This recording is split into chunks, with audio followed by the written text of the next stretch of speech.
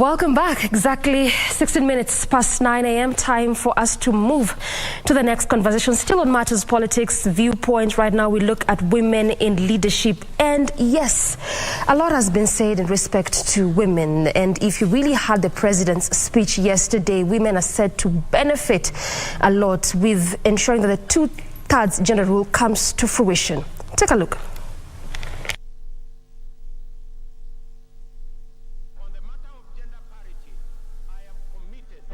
To the two-thirds gender rule as enshrined in our Constitution.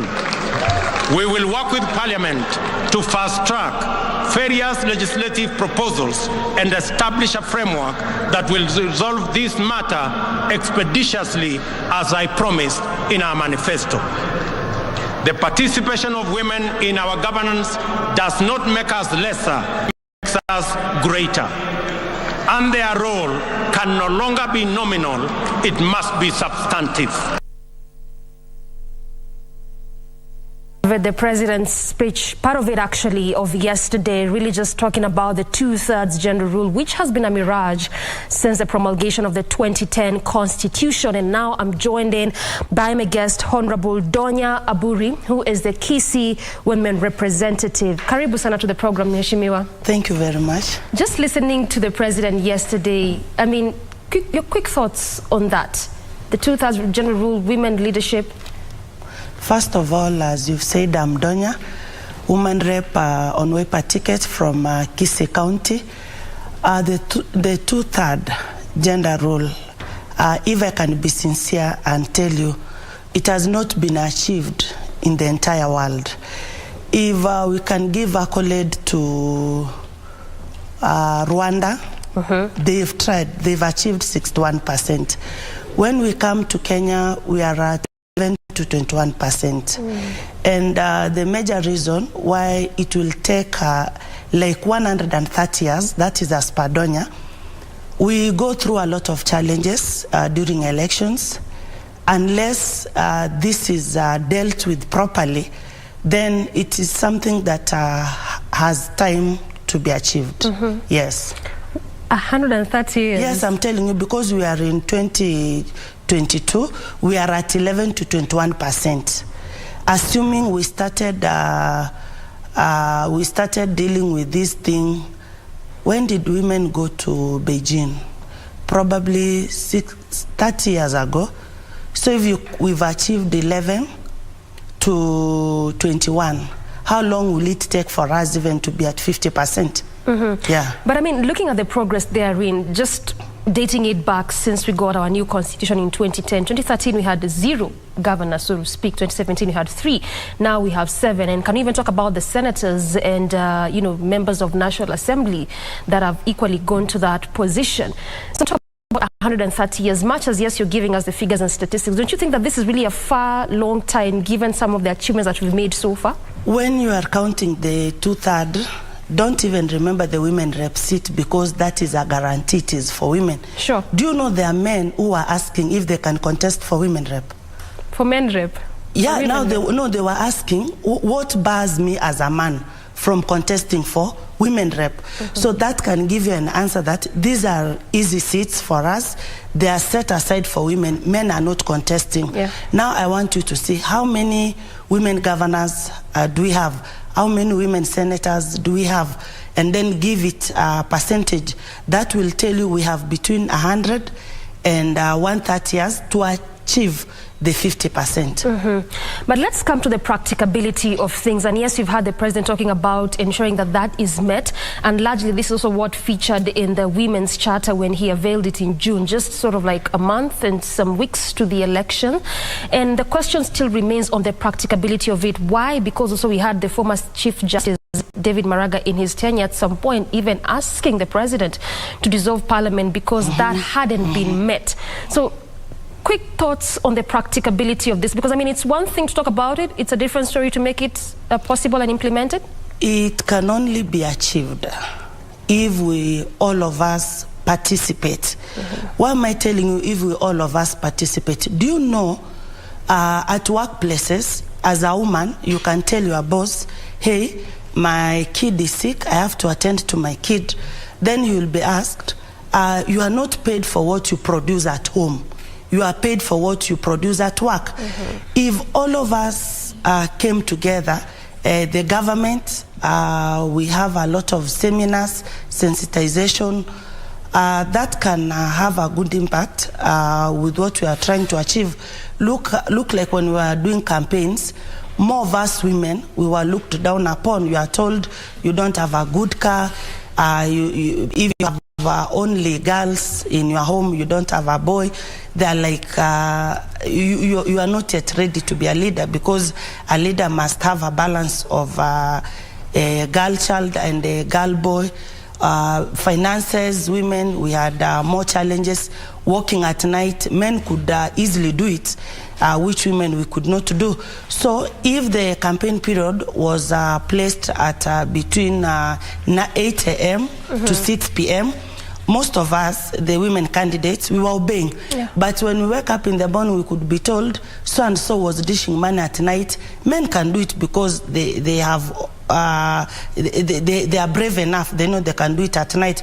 So unless we tackle the women challenges, we understand what they face, that you cannot cure a disease that you don't know which is it. Yes. Talking about tackling those women challenges, then looking again at also what the president said, and again also this has featured in that women charter that he unveiled. This was just before the election, talking about half of his cabinet comprising women, of course, and which about, we are waiting, and we are praying for it. We are really, in fact, it will be a milestone for our new president-elect. If 50% will go to women, then now... So we're talking of 11 cabinet slots out of the 22 Yeah, existing. out of the 22, then we, even the permanent secretaries, everything moves down like that. We will move from the 100 to 130, as I told you, to, let me say, 50 to now 60. Yeah. How is this going to be implemented? Again, bearing in mind, and I just want to get your thoughts on this, because we have the aspect of, how would I call it? Sort of like giving back. You know, there are those that were really have been with the president while he was campaigning before he got this particular seat, and there are those that are really expecting for him to just sort of like give back that hand, that I have been with you all this while, so I'm expecting something of you. We're only talking about 22 slots of cabinet, and you're already saying that 11 are going to go to women. So where does this leave all these other troops and parcels that have been there, the backdrop during the campaign? So in terms of implementing and making it possible? Sometimes it's not all about troops. It's all about competency. I can tell you for free, Dorcas, the two ladies, Doreen, sorry, the two ladies who are deputy presidents, when they were articulating their issues during the deputy presidential debate, they proved to be somewhere. So, and one thing I know about the new president-elect is youthish. I'm sure he will do the right thing. He will consider both loyalists to those who've served him, and those who are competent enough to handle those officers, because it's not all about friendship, it's about achieving. And at this time, Kenyans are expecting more from him than even they expected from the outgoing president, Uhuru Kenyatta. Of course, expecting more because of the promises. Because of the promises he made, like now that one of women, we are waiting. And you really are so much excited about it. I can clearly see. The way he has started by approving the judges, restoring them in today, it seems he's keeping his word. Speaking of approval of that, and this is appointment of those 6 judges, that since 2019, after their nomination, they want appointment to that position of the Court of Appeal judges, given the fact that at that time, President Uhuru Kenyatta, you know, the then president, said that they hadn't really passed muster for that particular position. But really, the president has gone hands-on in that particular role, and some of them, some people just terming him as, you know, really getting his hands already in the works. So when you look at basically what transpired yesterday, what really stood out for you the most in respect to what was discussed yesterday? Because a lot of issues was conversed. The fact that he has started acting on his promises has given us some faith, some hope.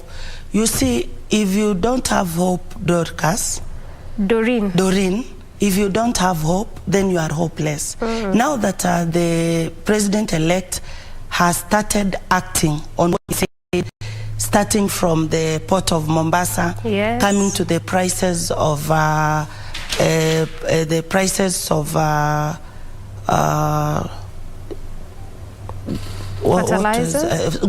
The prices of fertilizers, and talking about how he's going to swear in the judges today. You've not gone to the local courts and see how the cases have piled. So if he has started to ease the work of the workload at the probably county levels, because that's where each person is represented. You can't have a case in Kisii, for example, and bring it all over to Nairobi. So him having those judges and promising that there will be more magistrates, it means he has started down from the real hustlers, the ones he was talking about. Otherwise, he would have only considered maybe the courts in the cities. So that shows you that the president's promise to the hustlers are real. You can tell me fertilizers from 6,500 to 3,500, as much as some of us had planted. I know there are places who are still planting. He has brought joy to the farmers, and we now believe that we'll have plenty of food. Talking about the issue of fertilizers, and you also mentioned Kisii County, and so far, just going from what I was able to gather, is that one key among those issues ailing that particular county includes the declining land size, depletion of soil, fertility, poor yields, which are pushing Kisii from being food secure, which wasn't really the case when you look at years back and what we've had from our history.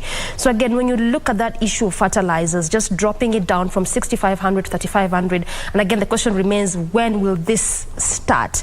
We are still awaiting for that. But then, he said in 1 week's time. In 1 week's time. Okay, fair enough. So then, how does, in your own perspective, how does this push the needle further? Knowing again fully well that we've really been at a time experiencing drought as a country, not enough food in this country. I thank God you asked me about Kisii. You rarely hear of drought in Kisii. And where maybe the government has failed, I can say maybe from Kisii are the farm inputs, which are very expensive, lack of roads, because you can be planting your crops, then you realize that there's no way out. You can get them out of the farms to the markets or even to the major suppliers like schools. There are no roads. That's a major impact. In fact, in Kisii, what they need now that the prices of fertilizers have gone down is to have good roads. Majorly, that's all for us in Kisii. And in those places where they don't experience enough rain, the government has to do something. When we were young, we could see aeroplanes written Israel, Israel. I don't know if you ever saw that. Then we could ask, why are they written Israel? Then we could be told they are carrying soil from Africa to Israel, where they're going to use it to plant fruits and all kind of stuff. So it's not all about that it's not even raining. It's about how the government will partner with the Ministry of Water and make sure we have piped water. That can be achievable, because I feel sad during the drought season. We are told that we are setting aside 20 maybe million or 100 million to be used to settle people who have problems with drought. Maybe the herds are dying. That is shameful. Why? You could time, if you have not facilitated those people with piped water, the government could make arrangements and say, this is the season that we will be experiencing this and that. Then they can even carry those animals. They be slaughtered. They sell to different places here in Nairobi or even in other parts where they need it. From there, when the season is okay, people can be given money to buy now their herds instead of them dying. It's not good. So what I'm getting from you, that it's also largely an issue of infrastructure that clearly also needs to be worked on. infrastructure and piping of water to those areas where they experience drought. Because we have plenty of rains. We have. We really have no reason why even Kenyans should die because of hunger. No reason at all. And I mean, and we can really laud the president when he talked about, you know, in that 1 week's time we should be expecting that, because since the year began we've seen a lot of cash transfers from the outgoing government just to try and salvage the situation that has been experiencing, particularly when it comes to drought, and this is the northeastern, you know, parts of the country. So clearly you can see that it's a good move. Still on food. I used to be a director at Sony Sugar. We mill with very high costs of production. Then you find there is more importation to Kenya. These farmers, they've spent a lot on everything. Then there is a cheap sugar coming from out of the country. You go to the supermarkets, you find Naivas sugar, Nakumatt sugar, for example. Then you ask yourself, did they mill? Of course they didn't. That was imported to Kenya. On the issue of food, if we protected our own farmers, believe you me, Kenya is rich in food. We will feed our country and even the nearby countries. We need to put our logistics well. The president need to protect the farmers from those imports. They are really hurting. Do you know there is a day we were buying eggs from Uganda? Why are we buying eggs from Uganda? Why are we buying maize from Uganda? What is good in Uganda that cannot be good in Kenya? So the Ministry of Agriculture, the way the president has started by reducing the prices of fertilizer, he should also come in and curb food imports. Those that are unnecessary, please, we don't want. I mean, except curbing food imports, talk to me about also other ways that can be used to just protect. Like that is one of those underlying issues that really affect food in this country. Did you grow at the era of the dips? Those dips where we could kettle dips. Do you know about them? Yes, I do. The kettle dips. Where did they go? At the rate in which the cattle, the animals are dying, it's worrying, because those veterinary doctors who used to move around when we were growing up, we hardly see them. At this time, we could have people coming along to test the soil. I hardly hear of them because I go home. My mother has never told me that those people came or they taught them about the soil and told them that this time plant this and other, wait for another season, you plant this. I don't know if you could remember those days. Though you seem young, I'm remembering. So if the government could facilitate those agricultural officers, they move around, they check our soil, they also see ways of even teaching the farmers. Very important. Trainings? They train them. They tell them, because there's someone who has a small farm, and you find that farmer planting maize. We have 2 seasons of maize, maybe per year we harvest twice, if I'm not wrong. So, then the agricultural officers could teach our people, instead of planting maize, plant maybe carrots, which take a short duration to be harvested, plant vegetables, so that your neighbor who has large chunks of land will sell to you maize, and you will sell to your neighbor vegetables. We continue with our, it's sort of barter trade, because if as it were, if we ventured into that, I can guarantee you we shall do great improvement. We will have food for our country. And I hope the various stakeholders are listening, just to try and borrow some of these things that can, at the end of the day, improve the lives of the farmers, because in turn, it actually ends up improving the lives of Kenyans. Do you know, it's embarrassing that we still carry the 20-liter jerrycan, women, at this era.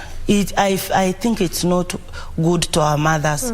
So because let me tell you, the amount of water that is used in our homes is the one that is making our mothers even to be absentees from home. All the time they are going to the river, some are trekking for long kilometers, even school-going children. If you could allow me, I have photos. I was in Kisii. When I was traveling to Nairobi, I found school-going children at around 11:30 coming from the river. That should have been class time. So if our children are doing it, there are more. If you have, if you rare, even they take a lot of water. Kama uko na kuku, paka, all those. They need water. Assuming you don't have piped water, you have to go to the river. How many rounds will you go to the river? Just to make sure that you are equipped with it. So what we need is piped water that is sustainable, not something that comes in 1 week. Then you are told for the next 3 months, we don't have water. The cartels are there. They don't want people to get piped water because they want to sell to us. So it needs the government intervention to make sure that everything goes well. Well, I mean, there's really quite a lot we could have talked about, but I'm already seeing my director telling me that we only have 3 minutes, and I only want us to exit without talking about your role, particularly as a legislator, seeing that you're the county woman rep of Kisii County, and obviously you'll be sitting in the National Assembly.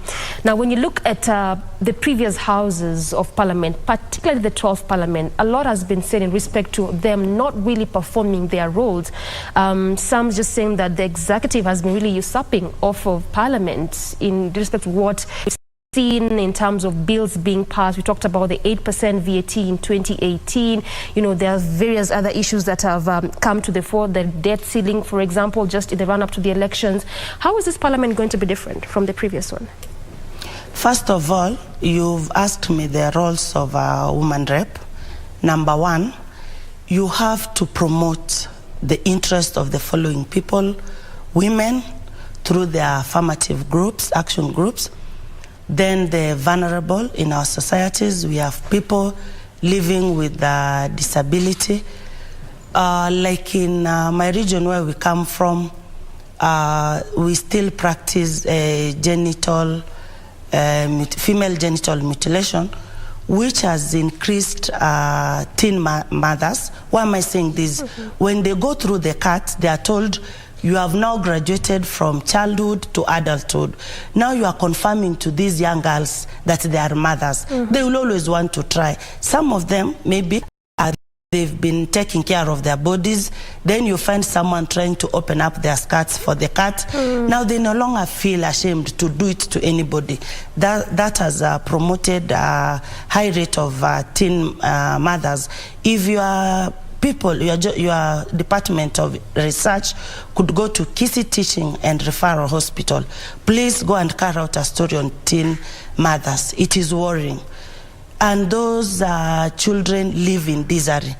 As journalists, you will have done something for our kids. So in this new parliament, we'll try to still be a voice of women, because without making noise, nothing will be done. So we will really measure into those things and many more that I cannot talk now that you've said we only have 3 minutes. Yeah, clearly now we even have 1 minute. 1 minute. But I mean, that's a good one, just also understanding from your perspective and the issues ailing Kisii County. Much as we didn't have time to really talk about Parliament, there's really quite a lot to discuss in respect to this incoming Parliament, the 13th Parliament. Please call me. I have more to tell you. I know. I have more to tell you about our young girls. Even people living with disability. It is a whole lot. It's a whole lot. All right, well said, and clearly a good place to end it. Mheshimiwa, thank you so much for your time, for making time for us this Wednesday morning. That is Honorable Donya Aburi, Kisii Women Representative. I mean, a good place to end Good Morning Kenya, paving way for News Check. Coming in next, I'm Doreen Arange Okello. Good morning.